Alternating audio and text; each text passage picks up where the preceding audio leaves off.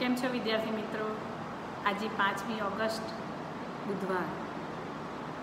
દલપતરામ એ સર્જક પરિચય આપણે જોઈએ છીએ. અર્વાચીન ગુજરાતી સાહિત્યનો ઇતિહાસ. એના પહેલાં યુનિટમાં સુધારક યુગના પરિબળો જોયા પછી આ યુગના જે મહત્ત્વના સર્જકો છે જેવા કે દલપતરામ, નર્મદ, આપણા સિલેબસમાં આપણા અભ્યાસક્રમમાં જે સર્જકો છે એની વાત આપણે કરીએ છીએ. એમાં સૌથી પહેલાં આપણે દલપતરામ વિશેની વાત ગઈકાલે કરી ચૂક્યા છે. એમના જીવનની વાત કરી, એમને જીવનના ઘડનારા પરિબળોની માહિતી આપણે પ્રાપ્ત કરી, એમની કવિતા વિશેની પણ આપણે વાત કરી ગયા. તો વિદ્યાર્થી મિત્રો, આજે આપણે એમના ગદ્ય સર્જન વિશેની થોડી માહિતી મેળવીએ. તો દલપતરામનું ગદ્ય સર્જન એ કેવું છે એની વાત કરીએ છીએ. દલપતરામ એ ભૂત નિબંધ લખ્યો. ઈસવીસન 1850માં ભૂત નિબંધ લખીને એમણે ગદ્ય લેખનનો આરંભ કર્યો હતો. બુદ્ધિ પ્રકાશના તંત્રી તરીકે તેમને ગદ્ય લેખનનું નિમિત્ત પ્રાપ્ત થયું હતું. એ ગદ્ય લેખનમાં તેમના વ્યક્તિત્વની મુદ્રા ઉપજતી નથી, તેમ છતાંય ગુજરાતી ભાષાના તેઓ પહેલા નિબંધકાર છે. એટલે ભૂત નિબંધ એ એમનો નિબંધ સંગ્રહનું એક પુસ્તક છે. વાર્તા, ટૂચકા, શાસ્ત્ર ચર્ચા વગેરેથી લોકશિક્ષક તરીકે ફરજ બજાવતા તેમણે લોકમાનસમાં ઘર કરી ગયેલા ભૂત, પ્રેત વગેરે જેવા વહેમોને દૂર કરવાનો સઘન અને સંનિષ્ઠ પ્રયાસ કર્યો છે. હરબત સાહેબની પ્રેરણાથી ગુજરાત વર્નાક્યુલર સોસાયટીએ યોજેલી એક ઇનામી નિબંધ સ્પર્ધામાં દલપતરામનો આ નિબંધ ઇનામને પાત્ર ગણાયો હતો, ભૂત નિબંધ. ત્યાર પછી તેમણે જ્ઞાતિ નિબંધ લખ્યો 1851માં. ગુરુ શિષ્યના સંવાદ દ્વારા જ્ઞાતિ વ્યવહાર અંગે પોતાના મંતવ્યો દલપતરામે આ નિબંધમાં પ્રગટ કર્યા છે. એમાં વિવિધ જ્ઞાતિઓ વિશેની ઐતિહાસિક તેમજ શાસ્ત્રોનો આધાર લઈને કરેલી એમાં ચર્ચા છે. સમાજ સુધારક દલપતરામના વ્યક્તિત્વને અનુરૂપ જ આ કાર્ય હતું.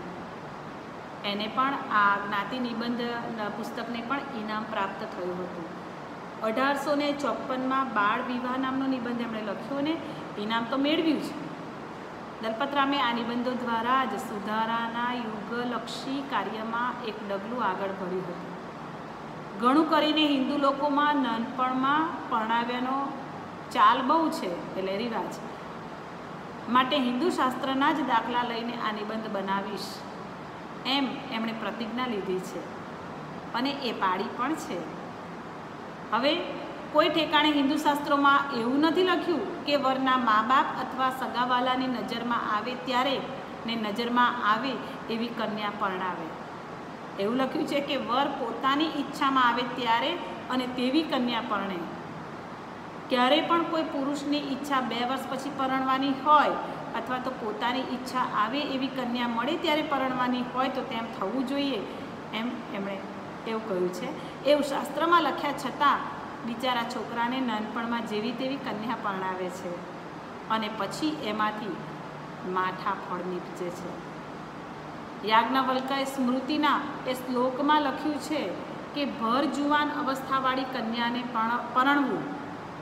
હવે ભર જુવાની અવસ્થા એટલે કેટલા વર્ષે કહેવાય એ વિશે અમરકોશીની ટીકામાં લખ્યું છે કે 16 વર્ષ સુધી તો બાળક અવસ્થા કહેવાય, એ ઉપરાંત જુવાન અવસ્થા કહેવાય. હવે વાંચનારા મહેરબાનોને સુરત રાખવી કે યાજ્ઞવલ્ક્ય ઋષિનું મત એવું થયું કે 16 વર્ષ પૂરા થયા પછી કન્યાને પરણાવી જોઈએ એમ. ઉપરની કંડિકામાં દલપતરામની ભાષા અને જોડણી મૂળમાંની જ રહેવા દીધી છે ને, ત્યારે આપણી ભાષામાં અર્વાચીનતાના લક્ષણોવાળું આરંભનું ગદ્ય કેવું હતું એનો ખ્યાલ આવે છે. એમાં અંગ્રેજીની અસર હેઠળ ઘડાતા ગુજરાતી ગદ્યની ઝાંખી થાય છે. તો સાથે સાથે મૂળ મુદ્દાને સ્પષ્ટ કરનારું બોલચાલવાળું ઘરેલું ગદ્ય પણ છે. આ ઉપરાંત એમણે પુનર્વિવાહ પ્રબંધ તેમજ દૈવજ્ઞ દર્પણ નામે વાર્તા તત્વસભર નિબંધો પણ લખ્યા છે. એ સામાન્ય કોટીના છે, પણ તર્કબદ્ધ વિચારો મૂકીને એ સમયે સમાજમાં પ્રવર્તતા જે વહેમો છે એ વહેમોનું ખંડન કરવાને માટે ભૂત નિબંધ લખવાનો તેમણે ઉદ્યમ કર્યો હતો, મહેનત કરી હતી. એના અંગ્રેજી, મરાઠી તેમજ હિન્દીમાં અનુવાદો પણ થયા છે તથા એ લખાણની પુસ્તિકા રૂપે 4 આવૃત્તિ પણ થઈ હતી. એ એના સાહિત્ય ગુણ કરતાં વિશેષ તો સમયના વાચકોની જિજ્ઞાસા અને જાગૃતિ સૂચવે છે. દલપતરામની સુધારક વૃત્તિ એ નર્મદના કરતાં ભિન્ન પ્રકારની હતી. તેમણે યાહોમ કરીને ઝંપલાવી દેવા કરતાં ધીમે ધીમે સુધારાનો સાર ગાવો છે. નર્મદે કહ્યું યાહોમ કરીને પડો ફતેહ છે આગે, તો દલપતરામે ધીમે ધીમે સુધારાનો સાર એમ એવો ગાવો છે. એમના સમયમાં ગુજરાતી ગદ્ય સાવ ઓછું અને કાચું પાકું લખાતું હતું. એ દલપતરામે જ વિપુલ પ્રમાણમાં વ્યવસ્થિત રીતે ગદ્યનું ખેડાણ શરૂ કર્યું હતું. આ ગદ્ય લેખન માટે બુદ્ધિપ્રકાશ માસિક અને તેમના વિચારો વ્યક્ત કરનાર ઉપયોગી માધ્યમ બની રહ્યું હતું. જોકે તેમણે ગદ્ય કરતાં પદ્ય વિપુલ પ્રમાણમાં ને મુકાબલે ગુણવત્તાવાળું રચ્યું છે. શ્રેષ્ઠ સાહિત્યિક કહી શકાય એવું ગદ્ય એમની કલમમાંથી ભાગ્યે જ નીપજી આવ્યું છે. તેમનું ગદ્ય એ માત્ર કથનની કક્ષાએ જ અટકી જાય છે. હા, બોલચાલની ભાષા અને લઢણોને લીધે એ સૌને આ એમનું ગદ્ય રુચિકર લાગે તેવું હતું. તો મિત્રો, એમના નિબંધોની વાત કર્યા પછી એમના ગદ્ય સર્જનમાં આપણે પહેલાં નિબંધની વાત કરી, હવે એમના નાટક વિશેની વાત કરતા જોઈએ તો દલપતરામે 1850માં લક્ષ્મી નાટક અને 1870માં મિથ્યાભિમાન નાટક એમ 2 નાટકો લખ્યા છે. લક્ષ્મી નાટક એ પ્રખ્યાત ગ્રીક નાટ્યકાર એરિસ્ટોફેનિસની પ્લુટસ નામની કૃતિને આધારે લખ્યું છે. મિત્ર ફાર્બસ સાહેબ પાસેથી કવિ દલપતરામને એનું કથાનક સાંભળવા મળ્યું હતું. ગુજરાતમાં હજી લોકનાટ્ય ભવાઈનું સ્વરૂપ જ દૃશ્ય રૂપમાં ઉપલબ્ધ હતું. એ નમૂનાના આધારે જ તેઓ સંવાદ રચના કરવા માટે પ્રેરાયા હતા. રૂપાંતર હોવા છતાં એ આપણું પહેલું ગુજરાતી નાટક ગણાય છે.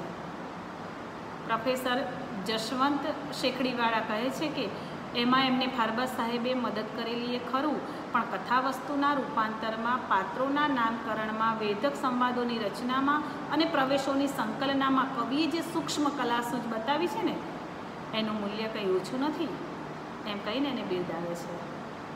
સંવાદ કોટીથી વિશેષ આગળ એ નાટક વધતું નથી એ નોંધવું જોઈએ. અંગ્રેજી ગ્રંથના આધારથી ગુજરાતીમાં ત્રવાડી દલપતરામ ડાયાભાઈએ ફાર્બસ સાહેબની સહાયતાથી ગુજરાત વર્નાક્યુલર સહાયથી જ ગુજરાત વર્નાક્યુલર સોસાયટીને માટે બનાવ્યું છે એમ શિલાછાપમાં છપાયેલા નાટકના આરંભમાં નોંધ પણ મૂકેલી છે. તો આ થઈ જે વાત છે એ લક્ષ્મી નાટકની. ત્યાર પછી આપણે મિથ્યાભિમાન એ એમનું બીજું નાટક જે લખ્યું છે એની થોડી વાત કરીએ તો 1869-70માં મિથ્યાભિમાન નામનું નાટક ઇનામી સ્પર્ધા માટે રચેલું હતું. કચ્છ માંડવીના એક સદગૃહસ્થ ઠક્કર ગોવિંદજી ધરામસિંહે મિથ્યાભિમાન વિશે હાસ્યરસમાં નાટકરૂપી નિબંધની રચના અંગે નાટ્યલેખનની સ્પર્ધા યોજેલી. એમાં ભાગ લેવા માટે લખેલું અને કવિને સ્પર્ધામાં પ્રથમ સ્થાન મળતા ₹150નું રોકડું ઇનામ પણ મળ્યું હતું. 8 અંક અને 15 પ્રવેશમાં વિસ્તરેલું આ નાટક ગુજરાતી નાટકોના પૂર્વજ તરીકે યોગ્ય સ્થાન પ્રાપ્ત કરે છે. જીવરામ ભટ્ટ મૂર્ખ છતાં મિથ્યાભિમાની છે. આ નાટકનું મુખ્ય જે પાત્ર છે એની વાત હવે કરે છે કે જીવરામ ભટ્ટ એ મૂર્ખ છતાં મિથ્યાભિમાની છે. તેઓ રતાંધળા પણ છે. રતાંધળા એટલે આંખે દેખી શકતા નથી. રાત સાંજ પડે ત્યાર પછી પાડીનું પૂંછડું પકડીને સાસરીએ આવવા માટે નીકળેલા જીવરામ ભટ્ટ એકવાર તો ખાડામાં પણ પડી જાય છે. સાસરીમાં પણ પોતાના દંભ અને અભિમાનને છોડતા નથી અને રાત્રિના સમયે ભોજન કરવા માટે સાસરીમાં બેસે છે ત્યારે સાસુને પાડી સમજીને લાત પણ મારી દે છે. એવી જ રીતે રાત્રિના અંધકારમાં ચોરને શોધવા નીકળેલા સિપાહીઓ જ્યારે જીવરામ ભટ્ટને ચોર સમજીને પકડી જાય છે ને ત્યારે પણ એમનું અભિમાન જોવા મળે છે. આવા ઘણાય પ્રસંગોમાં જીવરામ ભટ્ટ સૌના ઉપહાસનું પાત્ર બનતા રહે છે. એકાધિક રમૂજસભર પરિસ્થિતિઓ, ગોટાળાઓ અને માર્મિક સંવાદોમાં ચમકતી ઉક્તિઓ એ આખાય નાટકને સતત રસવાહી અને જીવંત રાખે છે. દલપતરામે આ નાટકને ભૂંગળ વિનાની ભવાઈ કહીને પણ ઓળખાવ્યું છે. નાટકની પ્રસ્તાવનામાં કર્તાએ જણાવ્યું છે કે આ નાટકમાં મુખ્ય તો મિથ્યાદૃષ્ટિ અભિમાનનો ચિતાર આપેલો છે, પણ એમાં ધનાભિમાન, લેખક ગુણાભિમાન, ધર્માભિમાન, વિદ્યાભિમાન, યૌવનાભિમાન, કુલાભિમાન, રૂપાભિમાન અને મિથ્યા જ્ઞાનાભિમાન વગેરેના દાખલા પણ આપેલા છે. આ બધું જ આ નાટક દ્વારા બતાવ્યું છે. ખૂબ જ એટલે ભરપૂર નિર્દોષ મનોરંજન પૂરી પાડતી આ કૃતિ સરસ નાટ્યકૃતિ બની રહી છે. દલપતરામની નાટ્યસૂઝ અને જીવંત પાત્રાલેખન શક્તિ સાથે બોધ આપવાનું તેમનું પ્રયોજન બરાબર સિદ્ધ થયું છે.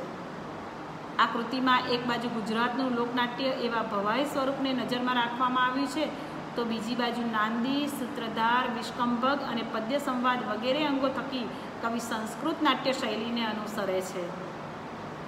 એટલે કે અંકો, પ્રવેશોની યોજના, કોમિક સિચ્યુએશન્સ, પાત્રાલેખન વગેરેને જોતા પાશ્ચાત્ય નાટ્ય શૈલીનો પણ દલપતરામને પરિચય હતો એવું આ નાટક દ્વારા જણાય છે. આ નાટક લખતા અગાઉ પારસી નાટક મંડળીના નાટકના ગીતો કવિએ લખેલા છે. એ દર્શાવે છે કે નવી રંગભૂમિનો તેમનો આછો પાતળો પણ પરિચય હતો.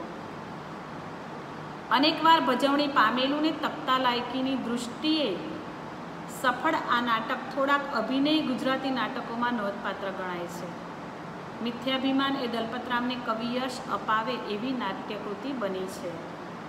નાટકના મુખ્ય પાત્ર એવા જીવરામ ભટ્ટની તમામ નબળાઈઓ અને આડંબરને સંવાદના પ્રત્યેક વાક્ય દ્વારા નાટ્યક્ષમ બનાવીને વિદૂષક તરીકે આવતો રંગલો પણ આ નાટકનું જીવંત પાત્ર બની રહે છે.